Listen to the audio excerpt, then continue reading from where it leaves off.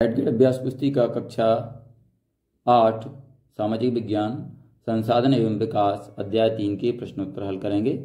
अध्याय का नाम है कृषि। तो चलिए बच्चों, सबसे पहले प्रश्न नंबर 1 पर आते हैं। रेशम के कीटों का वाणिज्यिक पालन कहलाता है। Option A sericulture, option B pisciculture, option C viticulture, option D horticulture. तो इसमें सही ऑप्शन है ऑप्शन ए सेरीकल्चर। उत्तर में लिखेंगे हम ऑप्शन ए सेरीकल्चर। चलिए बच्चों, इसके बाद आगे बढ़ते हैं प्रश्न नंबर 2 पर। निम्नलिखित में से ब्राजील किसका अग्रणी उत्पादक देश है? ऑप्शन ए गेहूं, ऑप्शन बी कहवा, ऑप्शन सी पटसन, ऑप्शन डी मक्का। सही ऑप्शन है ऑप्शन बी पटसन, ऑप्शन बी कहवा। उत्तर में लिखेंगे ऑप्शन बी कहवा। चलिए बच्चों, आगे बढ़ते हैं प्रश्न नंबर 3 पर आते हैं। कृषि एक प्राथमिक क्रिया है जिसमें शामिल नहीं है। ऑप्शन ए औजारों का निर्माण, ऑप्शन बी पशुधन पालन, ऑप्शन सी सब्जियों का उगाना, ऑप्शन डी फूलों का उगाना। इसमें सही ऑप्शन है ऑप्शन ए औजारों का निर्माण। चलिए आगे बढ़ते हैं प्रश्न नंबर 4 पर आते हैं। पर्वतीय ढालों वाले क्षेत्रों में रहने वाले परिवारों के लिए किस फसल का उत्पादन उपयुक्त है? ऑप्शन ए गेहूं, ऑप्शन बी चावल, ऑप्शन सी मक्का, ऑप्शन डी कॉफी। इसमें सही उत्तर है ऑप्शन डी कॉफी। चलिए बच्चों, आगे बढ़ते हैं प्रश्न नंबर 5 पर आते हैं। वाणिज्यिक कृषि के लिए उपयुक्त कथन है। ऑप्शन ए अधिक पूंजी का उपयोग, ऑप्शन बी छोटे भूखंडों पर कृषि, ऑप्शन सी भूमि उर्वरता समाप्त होने पर भूमि को छोड़ना, ऑप्शन डी अधिकांश कार्य मशीनों द्वारा करना। इसमें सही ऑप्शन है ऑप्शन बी 1 व 4। उत्तर में लिखेंगे ऑप्शन बी 1 व 4। चलिए बच्चों, आगे बढ़ते हैं। यहाँ पर रिक्त स्थान आ चुके हैं। तो सबसे पहले दिया है प्रश्न नंबर 6, रिक्त स्थानों की पूर्ति कीजिए। इसमें ए नंबर पर है जैविक कृषि में, खाली स्थान में लिखेंगे रासायनिक खादों का उपयोग नहीं किया जाता है। इसके बाद बी नंबर पर आते हैं। कपास, खाली स्थान में लिखेंगे सूती वस्त्र उद्योग के लिए एक महत्वपूर्ण कच्चा माल है। अगला है सी आधुनिक फार्म में किसान, खाली स्थान में लिखेंगे व्यवसायी की तरह कार्य करते हैं। अगला है डी बागानों में उगाई जाने वाली चाय की फसल, खाली स्थान में लिखेंगे चाय का उपयोग पेय पदार्थ के रूप में किया जाता है। इसके बाद ई नंबर पर आते हैं। भारत की 2/3 जनसंख्या, खाली स्थान में लिखेंगे कृषि कार्य करती है। चलिए बच्चों, इसके बाद प्रश्न नंबर 7 पर आते हैं। पौधे से परिष्कृत उत्पाद तक के रूपांतर में कितनी आर्थिक क्रियाएं सम्मिलित हैं? लिखिए। उत्तर में लिखेंगे पौधे से परिष्कृत उत्पाद तक के रूपांतरण में 3 प्रकार की आर्थिक क्रियाएं सम्मिलित हैं। ये प्राथमिक, द्वितीयक और तृतीयक क्रियाएं हैं। अगला है नंबर 1 प्राथमिक क्रियाएं। प्राथमिक क्रियाओं के अंतर्गत उन सभी क्रियाओं को शामिल किया जाता है जिनका संबंध प्राकृतिक संसाधनों के उत्पादन और निष्कर्ष से है, जैसे कृषि, मत्स्य और संग्रहण।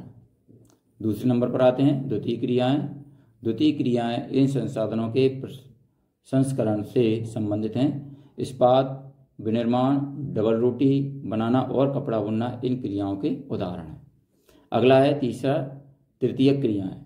तृतीयक क्रियाएं प्राथमिक और द्वितीयक क्षेत्रों को सेवा कार्यों द्वारा सहयोग प्रदान करती हैं। यातायात, व्यापार, बैंकिंग, बीमा और विज्ञापन तृतीयक क्रियाओं के उदाहरण हैं।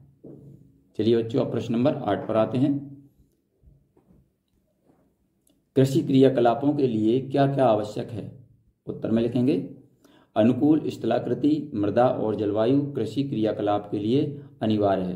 कृषि क्रियाकलाप विश्व के उन्हीं प्रदेशों में संकेंद्रित है जहां फसल उगाने के लिए उपयुक्त कारक विद्यमान है।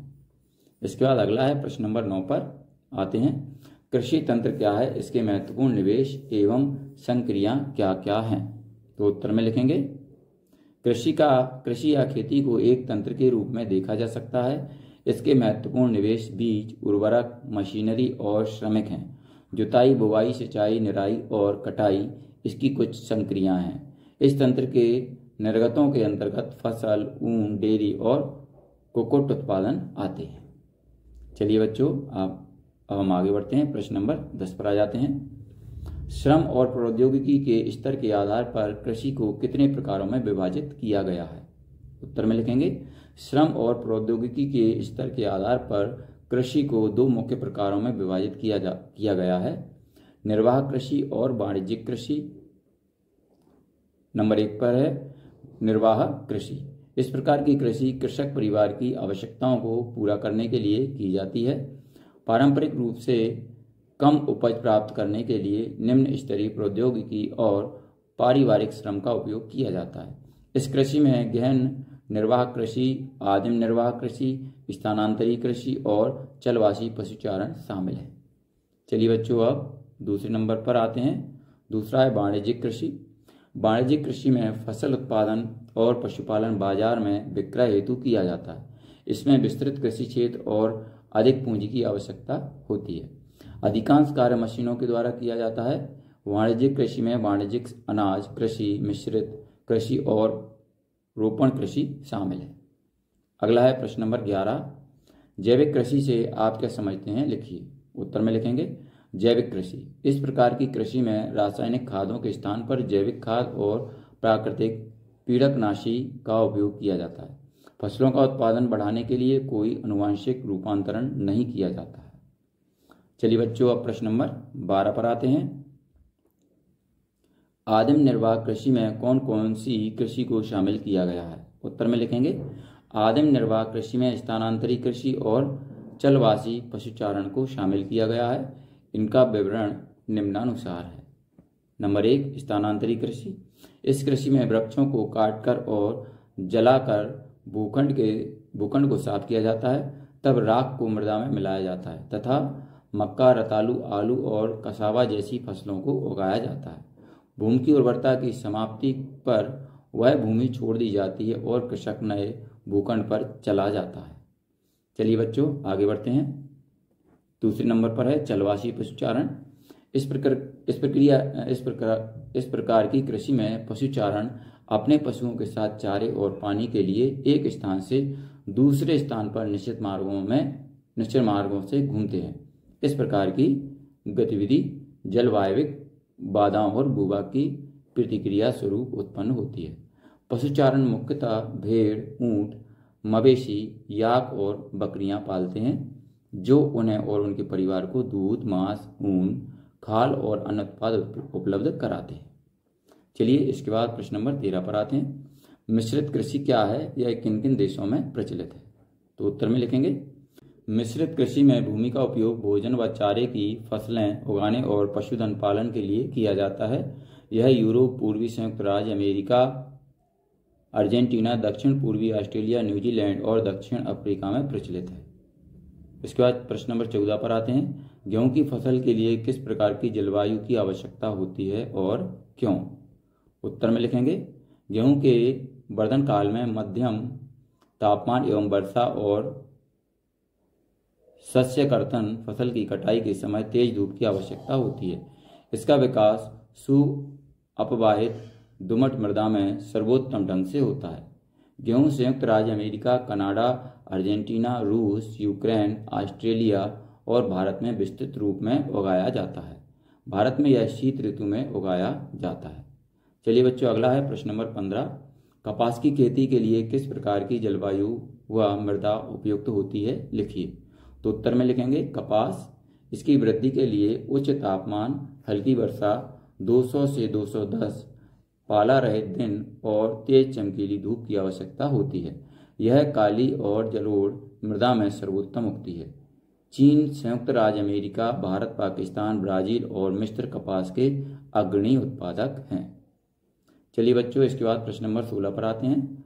खाद्य सुरक्षा से क्या आशय है? उत्तर में लिखेंगे, खाद्य और कृषि संगठन FAO के अनुसार खाद्य सुरक्षा की स्थिति तब बनती है जब सभी लोगों के पास हर समय पर्याप्त, सुरक्षित और पौष्टिक भोजन के लिए भौतिक एवं आर्थिक पहुंच उपलब्ध होती है, ताकि एक सक्रिय एवं स्वस्थ जीवन के लिए उनकी आहार संबंधी आवश्यकताओं